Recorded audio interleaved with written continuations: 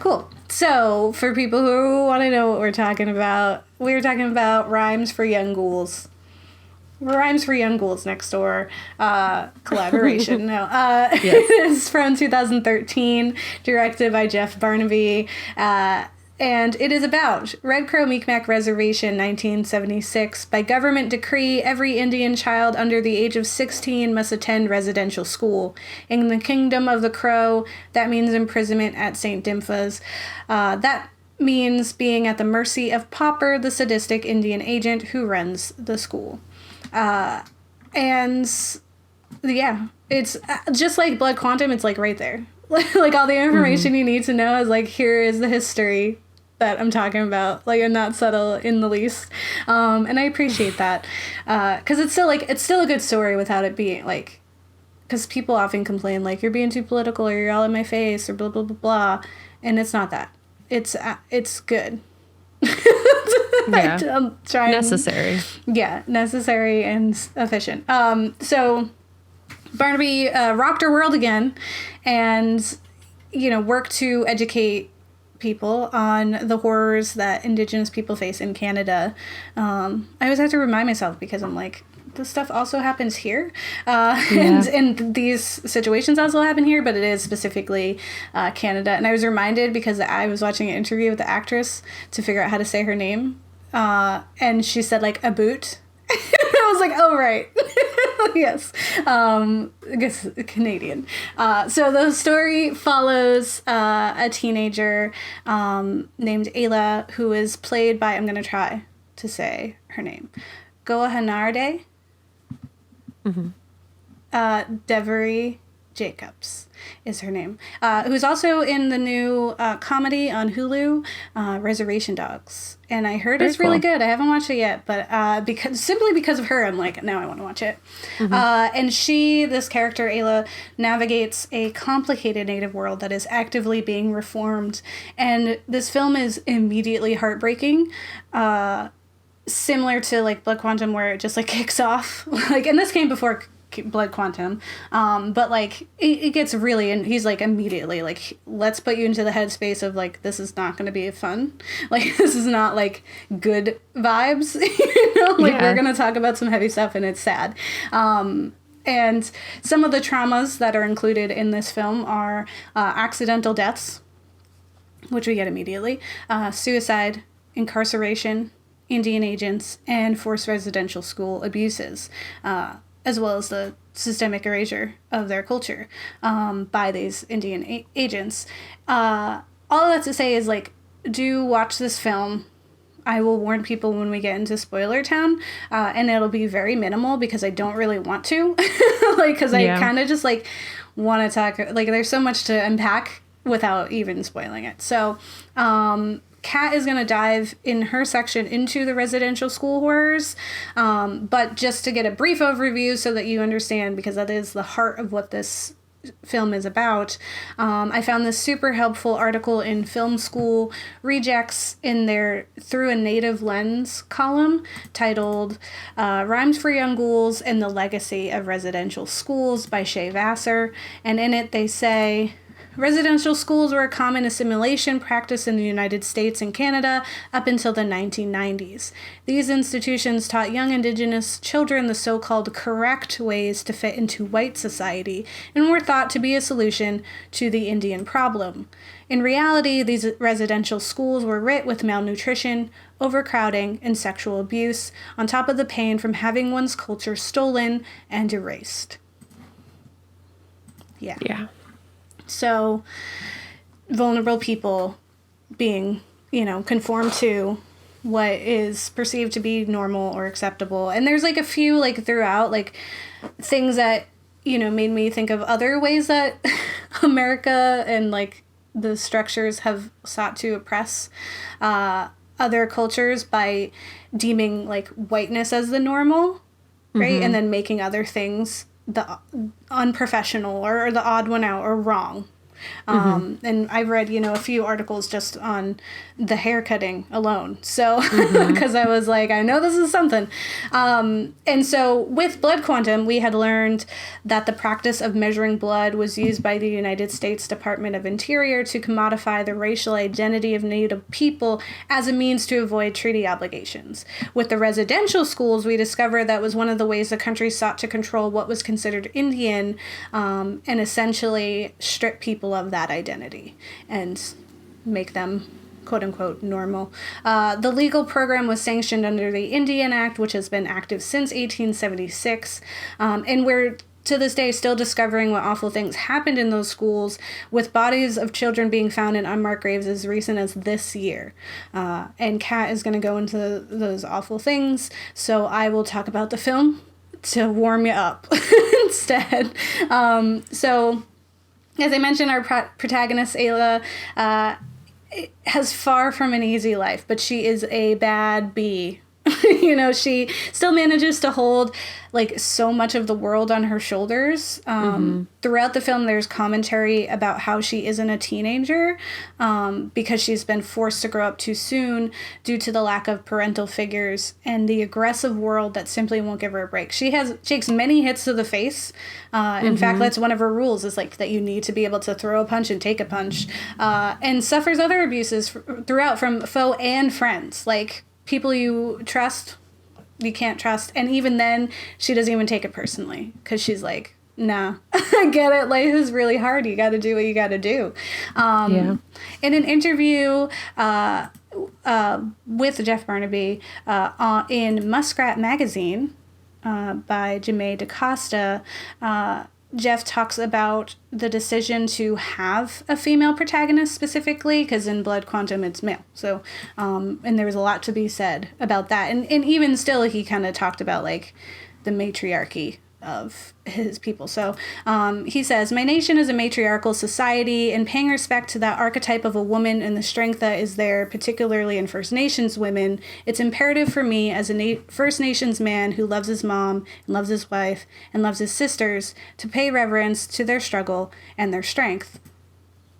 I thought if there was ever a point in time that this residential school was going to crumble, it would have been in the 70s. It just made sense to me that to have a young Native girl bring this institution of ugliness to its knees. It made sense to me because First Nation women are the language and cultural keepers. They are the epicenter of our matriarchal society, which is cool. And I definitely felt that. She is, even at her young age, is holding things together. She is the one in control of where's the money coming from. It's an illusion for anyone else to think they have any power. And when her in the film, her father comes back from being incarcerated, and he has to kind of reconcile with the fact that she's this full woman now who's running everything, and that she's not what he thought. But you weren't here, so you kind of have to just reconcile with who she is now. Aila doesn't attend the residential schools. You don't want to, so instead you navigate the world on your own and make do to avoid that fate. And so she works to navigate this heavily restrictive and incredibly violent world that she lives in. Her mother had committed suicide after a horrific accident, and her father was incarcerated the same day. So in that, and all because of the same thing, that's what happened to them, because trauma is processed differently for everyone. She finds companionship with a young boy who I imagine reminds her of her deceased brother. The beginning of this film sets the tone for the entirety of it with the brother's accidental death. And she also has a companionship with an older woman that she calls grandmother, and others call witch or hag or something. And this woman provides her with herbs for her booming business of I'm not quite sure what she's doing, because I'm not super knowledgeable in it, but she's at one point she was dipping someone's joint in formaldehyde, and it was called the zombie. She flavors and kind of chemists the joints that she sells to people. Yeah, I think it's like tobacco and weed, and I'm not sure. Yeah, I don't know. I know it was like she had those plants. I don't know what she was doing, but it was something. Anyway, she has a booming business. And under the harsh reign of the Indian agent Popper, Aila has to get creative in order to pay the truancy tax. And this is how she settles on a dangerous heist scheme to steal from the tyrant himself, which means breaking into the very school they're trying to avoid. We are given an internal look into the school where Popper is seen threatening the children. He orders them to speak only English and forbids them from making any sounds or going anywhere. Assimilation is like a strangling beast that lurks over the entire film, and it's like a shadow that's influencing the characters' desperate actions. In that they exist in this world where that's really the only answer, and they've never seen an alternative. Barnaby never holds back on some of the more extreme and traumatizing themes in his work ever, and he doesn't want to censor the horrors or sugarcoat his messages. And in that same interview with Muscat magazine, he explained this means he often feels separated from other Native creators who feel his work is too harsh or that they promote harmful stereotypes, which is sad to think that people do that, but he says, I am more interested in the Indian after the ceremony, not during.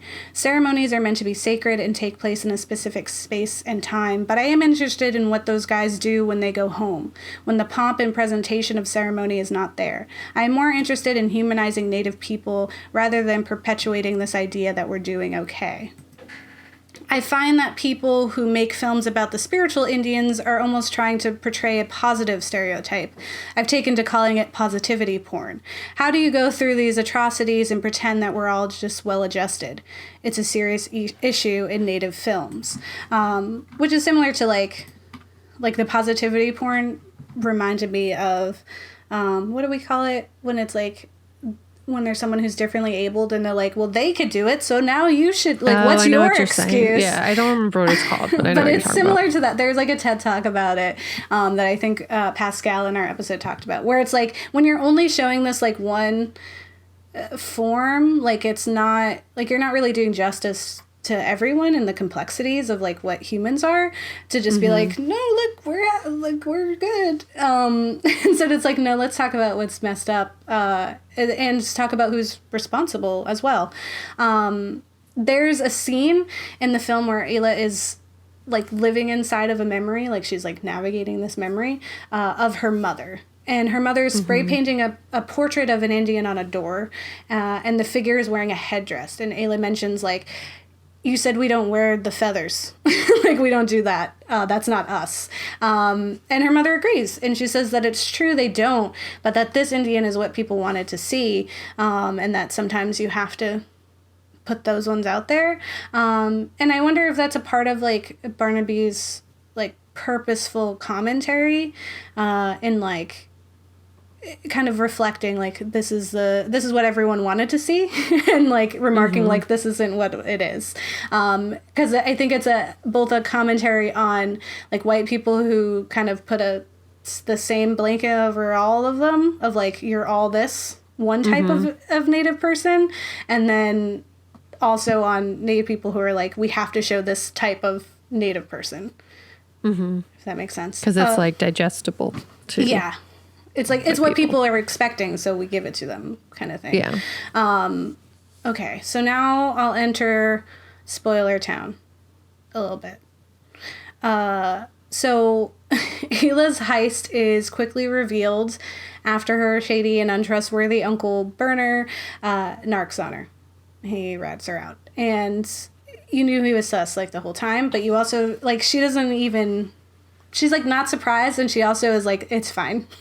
Like, yeah. I get it. Like, he's been narking on people since the beginning of this film, and you're not supposed to do that, but it's also, like, the rule is don't get in debt and do what you gotta do.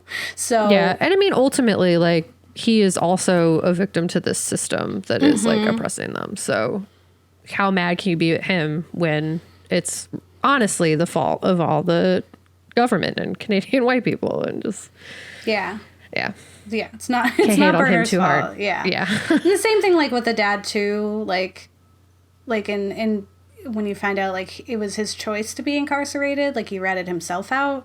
And it's like that was just the way that he could figure out how to handle the trauma that he was dealing with. And it you can't like it's a form of like abandoning his family, but he also probably felt like he couldn't do anything for the family either. And then he doesn't even fit in anymore, and his real only home is being incarcerated. So it's tough. There's so many layers because it's humans.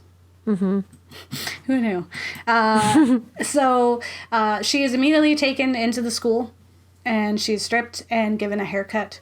And I'm pretty sure we have talked a few times in the past in episodes about the strategy behind cutting someone's hair in such a situation, like where it's forced upon you, and that it is used as a tool to like dehumanize someone and to rid them of their individuality, their choice. It could be seen as akin to cutting their identity, their self-worth, anything like that. And I think specifically, like I can't speak for Mi'kmaq people, but I know that hair can be an important part of your cultural identity in some tribes. And I was reading some articles about like how it was similar.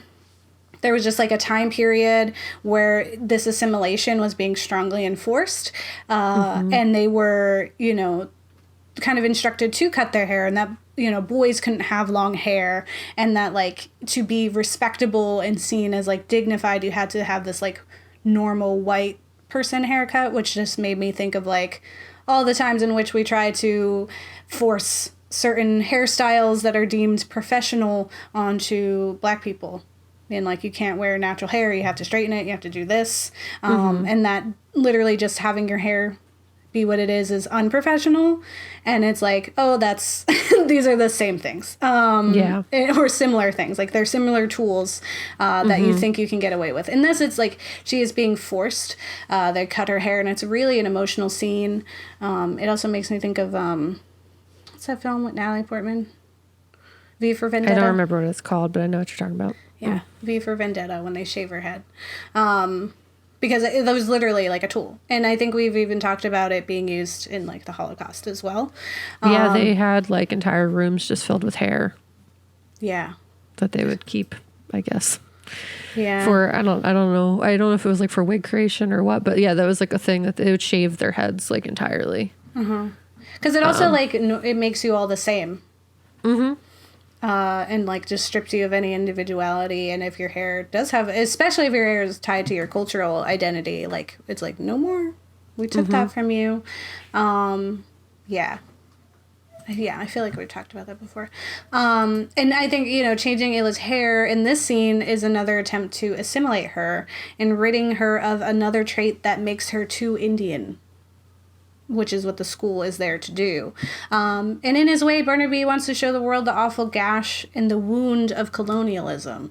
On the surface, Aila is seeking vengeance against the corrupt and inherently evil Pauper, but Pauper represents the structures in place that corrupted and infected her life and all of the other children's lives that she is essentially just living, right? And in this way, Aila is the champion for all of the children affected. And in the end, you know, it's kind of like a team up of another child who exacts revenge as well. And it's kind of like, I don't want to say it's a good thing, because it's not. It's very traumatizing to have young people have to do this and be, you know, the heroes for themselves.